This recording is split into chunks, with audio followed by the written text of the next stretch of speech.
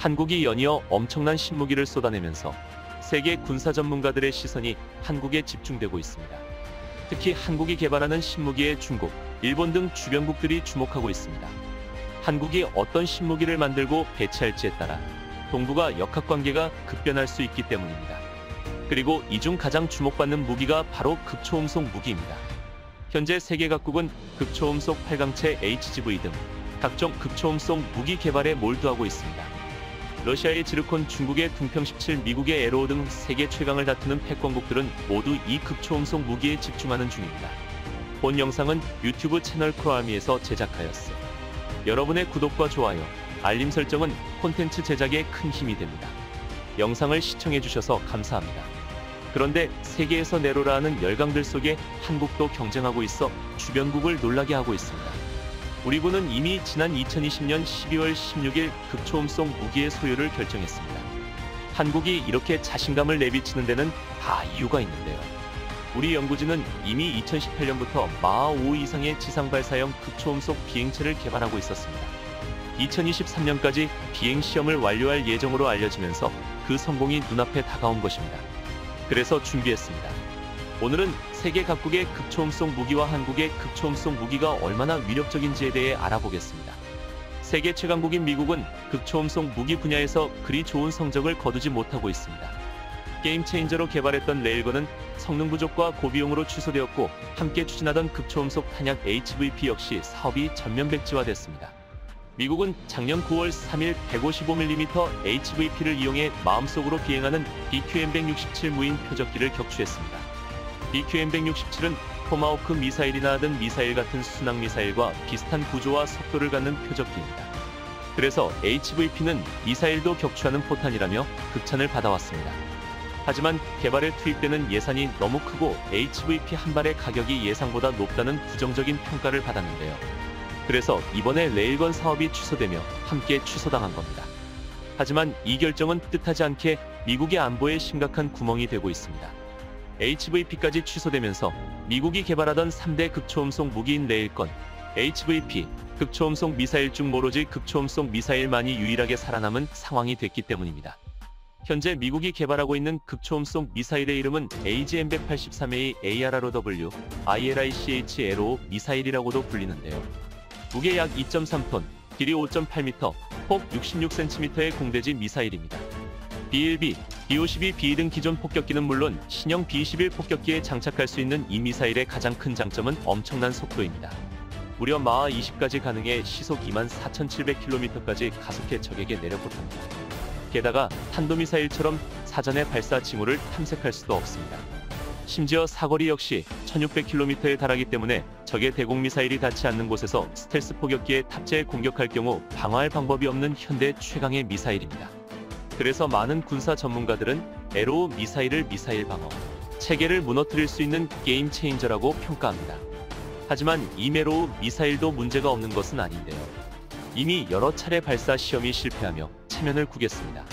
올해 4월과 7월 있었던 두 차례의 발사 시험이 모두 실패한 것인데요. 중국과 러시아에 대적하겠다고 너무 급하게 개발한 것이 화근이었습니다. 미 공군은 지난 2018년 8월에 록히드 마틴과 4억 8천만 달러, 하나 약 5,400억 원에 달하는 ARRW 개발 계약을 체결했습니다. 이후 불과 8개월 만인 2019년 6월에 시제품이 나와 시험 비행을 시작했으니 문제가 없을 리가 없는 것입니다. 이는 아무리 졸속으로 개발했다지만 극초음속 무기를 만드는 것이 얼마나 어려운 일인지 보여주는 사례라 할 수 있습니다. 그렇다면 미국도 어려워하는 극초음속 무기 개발을 선도하는 나라는 어떤 나라일까요? 현재 극초음속 무기 분야에서 선두를 달리는 나라는 중국과 러시아입니다. 특히 러시아의 약진이 두드러지는데요. 러시아는 주적인 미국을 정상적인 방법으로 극복할 수 없게 되자 게임 체인저로 극초음속 무기 개발에 사활을 걸었습니다. 그래서 개발된 것이 K-17 킨잘 공대지 극초음속 미사일 3M22 지르콘 극초음속 순항 미사일 아방가르드 미사일 등 여러 극초음속 무기의 실물을 공개하기도 했습니다. 킨잘 미사일은 러시아의 이스칸데르 전술탄도 미사일을 공대지 미사일로 개조한 것으로 최고 속도가 마하 10에 이르며 최대 사거리는 2000km에 달하는 것으로 알려져 있습니다. 또한 지르콘 미사일은 좀 더 다목적성을 두고 개발된 본격적인 극초음속 무기인데요. 탄도미사일이기에 유도가 제한된 킨잘과 달리 스크램제트 엔진을 사용한 순환미사일로 여러 플랫폼에 장착이 가능합니다. 2017년 마하 7의 속도를 달성했고 2020년 10월에는 수상함 탑재형 발사에 성공했습니다. 또 올해 8월 말까지 핵잠수함에서 발사 테스트를 할 예정인데요. 올해 말까지 모든 테스트를 종료하고 실전 배치를 할 계획입니다. 그런데 이게 다가 아닙니다. 더 강한 미사일도 있는데요. 러시아는 지난 2018년 3월 아방가르드 미사일을 공개했습니다. 이 미사일은 대륙간 탄도탄 ICBM의 탄두를 극초음속 활강체로 바꾼 것입니다. 이 테스트에서는 무려 마하 27이라는 엄청난 속도를 기록했습니다. 이는 미국조차도 요격을 장담하지 못하는 수준입니다. 러시아는 이 아방가르드 미사일을 2019년 12월 말에 실전 배치한 상태인데요. 그렇다면 이렇게 개발이 어려운 극초음속 무기를 과연 한국이 개발하는 것이 가능할까요? 사실 이에 대해 의문을 품은 이들이 많은 것도 사실입니다. 그런데 놀랍게도 의외로 한국의 성공이 머지 않았습니다. 우리 군 관계자들은 오래전부터 더 빠른 미사일이 있어야 미래전장에서 승리할 수 있다는 사실을 잘 알고 있었습니다. 그래서 관련 기술을 꾸준히 개발해 왔는데요. 군 관계자 말에 따르면 상부 또는 지휘부의 결심만 떨어지면 이른 시일 내에 개발할 수 있는 핵심 기술력을 ADD가 이미 보유하고 있다고 밝히기도 했는데요. 즉 이 말 뜻은 극초음속 유도탄 정도는 우리 기술력이면 금세 만들 수 있다는 것입니다. 이뿐만 아니라 ADD 역시 극초음속 발사체 개발을 자신하고 있습니다.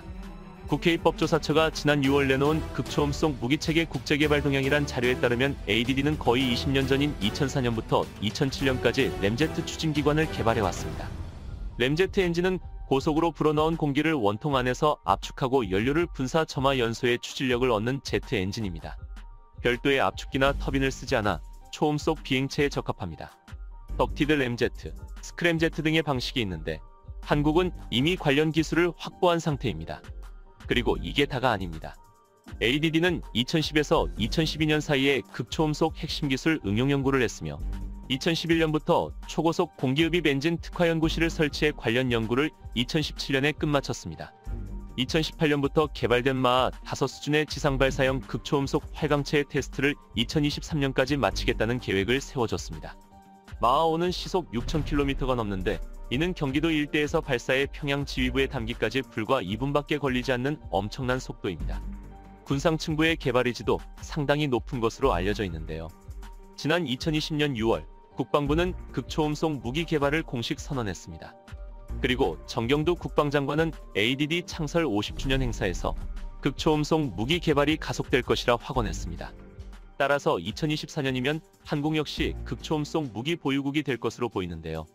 하지만 아직 과제는 남아 있습니다. 극초음속 무기를 만드는 것이 쉽지만은 않기 때문인데요. 극초음속은 통상 마하 5 이상의 속도 영역을 말합니다. 초음속과 뚜렷한 경계가 없지만 강한 충격파를 통해 고압고온으로 압축된 공기는 물리적인 성질이 변하게 됩니다. 높은 온도 때문에 공기를 구성하는 산소와 질소 기체의 에너지가 높아져 분자가 원자로 분해되는 해리 현상과 원자와 전자가 서로 떨어지는 이온화 현상이 발생합니다. 또한 전자기파의 에너지 이동인 복사 현상으로 인한 가열과 고온 플라즈마가 발생하게 되는데요. 따라서 극초음속 유동에서는 물리화학적 현상까지 고려해야 하기 때문에 단순히 발사체 하나만으로 극초음속 무기체계는 완성할 수 없습니다. 즉 이 말을 쉽게 풀이하자면 발사체 개발도 중요하지만 부가적인 첨단 소재, 재료 기술이 뒷받침이 되지 않으면 극초음속 무기체계는 개발하기가 어렵다는 것입니다.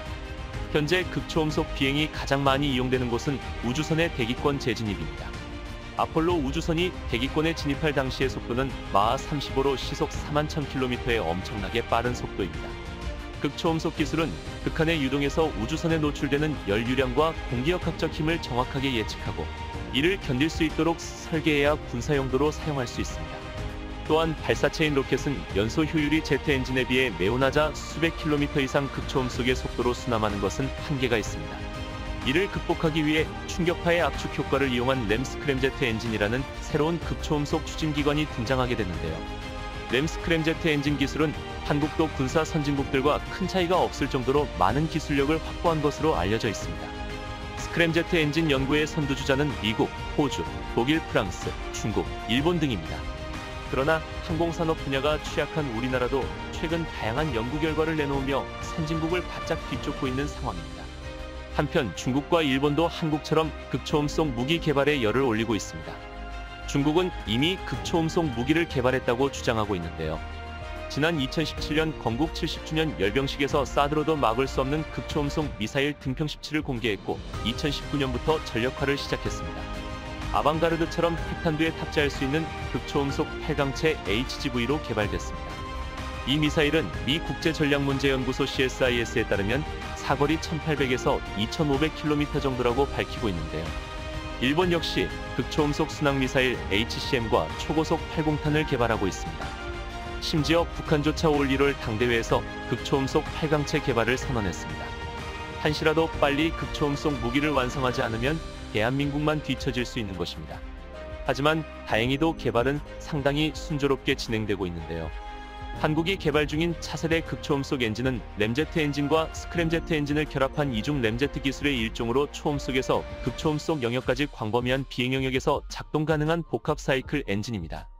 이중 모드 램제트 엔진과 유사하지만 이중연소 램제트는 램제트 스크램제트가 각각 분리된 연소실을 가진 엔진이며 이중 모드 램제트는 하나의 연소기에서 램제트, 스크램제트 연소가 이루어지는 엔진입니다. 즉, 연소실의 분리 유무에 따라 구분된다고 할 수 있는데요. 이는 다양한 플랫폼에서 활용할 수 있다는 장점이 있습니다. 현재 ADD는 이러한 핵심 기술 개발을 토대로 최종적으로 2024년에 핵심 기술 개발을 완료하고 최대 순함속도 마하 6 이상의 장거리 극초음속 순항미사일 개발을 목표로 진행하고 있습니다. 이처럼 한국의 국방기술이 하루하루 빠르게 성장하는 것에 세계 여러 나라들이 놀라고 있는데요. 불과 수십 년까지 미사일은커녕 박격포나 소총조차 생산하지 못했던 나라가 세계 최강의 열강들도 개발의 난항을 겪는 무기를 개발하고 있기 때문입니다. 우리 대한민국이 참 자랑스럽습니다. 본 영상은 유튜브 채널 코알미에서 제작하였으. 여러분의 구독과 좋아요, 알림 설정은 콘텐츠 제작에 큰 힘이 됩니다. 영상을 시청해주셔서 감사합니다.